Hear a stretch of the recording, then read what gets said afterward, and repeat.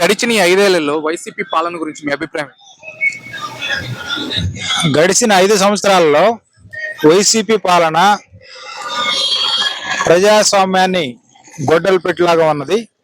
ఎవరు అన్ని స్వతంత్రాలు కోల్పోయారు. ఇప్పుడు అభివృద్ధి శూన్యం, ఓన్లీ సంక్షేమం వైపే రాజ్యాన్ని మరలుస్తానని జగన్మోహన్ రెడ్డి అదే బడలో అదే కోవలో ఉన్నారు. ఇప్పుడు అభివృద్ధి అనేది టోటల్ గా ఎక్కడ కూడా లేదు. రోడ్లు పరిస్థితి అధ్వానం అయిపోయింది. వీధి లైట్లు పోయే పరిస్థితి అదే పరిస్థితి ఉంది. రెండోది, నాడు నేడని పాఠశాలలో కొన్ని వసతులకి మెరుగుపరచడానికి ప్రయత్నం చేశారు.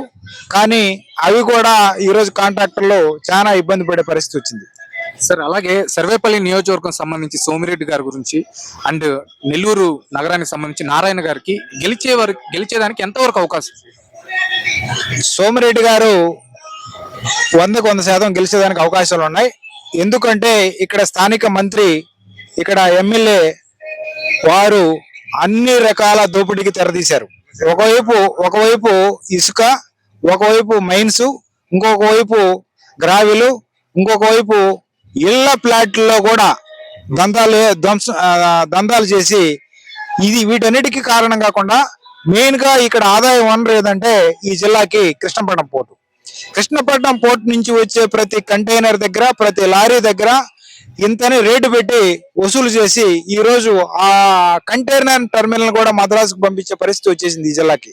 కనుక ప్రజలందరూ కూడా అందరూ తెలుసుకుంటున్నారు. ఈరోజు మీడియా యాక్టివ్ గా ఉంది. అందువలన అందరూ తెలిసిపోతుంది ఎవరెవరు ఏ దందాలు చేస్తున్నారు, ఏ దోపిడీ చేస్తున్నారు.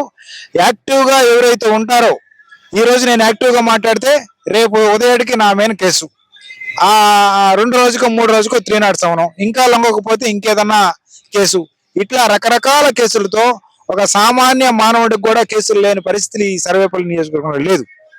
అలాగే నెల్లూరు నగరానికి పరిస్థితి వస్తే అది దాదాపు 5,000 కోట్లతో ఆ రోజు 3,500 కోట్లతో అప్పుడు నారాయణ గారు మంత్రిగా ఉన్నప్పుడు దానికి సిమెంట్ రోడ్లు అయితేమి, డ్రైనేజ్ అయితేమి, అండర్ గ్రౌండ్ డ్రైనేజ్ అయితేమి వాటన్నిటికీ శ్రీకారం చుట్టి దాదాపు 95% కంప్లీట్ చేశారు. కానీ తర్వాత వచ్చిన వైసీపీ ప్రభుత్వం, అక్కడ స్థానిక ఎమ్మెల్యే అనిల్ కుమార్ గారు ఏం చేశారంటే దానిని కొనసాగించకపోగా ఓన్లీ ప్రతిపక్షాన్ని మీద బురద చల్లుతూ వాళ్ళని తిట్టుతూ కాలం గడిపాడు. ఆయన కూడా మంత్రిగా చేశారు. మంత్రిగా చేసిన టైంలో కూడా నెల్లూరు నగరానికి చెప్పుకోదగ్గ అభివృద్ధి, చెప్పుకోదగ్గ కాదు, కనీస అభివృద్ధి కూడా నోచుకోకుండా ఎక్కడికి వేస్తే అక్కడ ఇప్పుడే ప్రారంభించారు. అక్కడక్కడ కొన్ని సిమెంట్ రోడ్లు, ఆ సిమెంట్ రోడ్లు కూడా రేపు అవుతాయో లేదో తెలియని పరిస్థితి. అందువలన అక్కడ నారాయణ గారు, నెల్లూరు నగరం నారాయణ గారు 100% గెలుస్తారు. అలానే సర్వేపల్లి నియోజకవర్గంలో కాకాణి గోవర్ధన్ రెడ్డి గోతి ఆయనే దూకున్నాడు అనేక రకాల దందాలతో, నేను ఇందాక చెప్పినట్టుగా. కనుక ఇక్కడ సోమిరెడ్డి గారికి సానుభూతి ఉంది. గతంలో ఆయన చాలా అభివృద్ధి చేస్తున్నారు ఈ నియోజకవర్గానికి.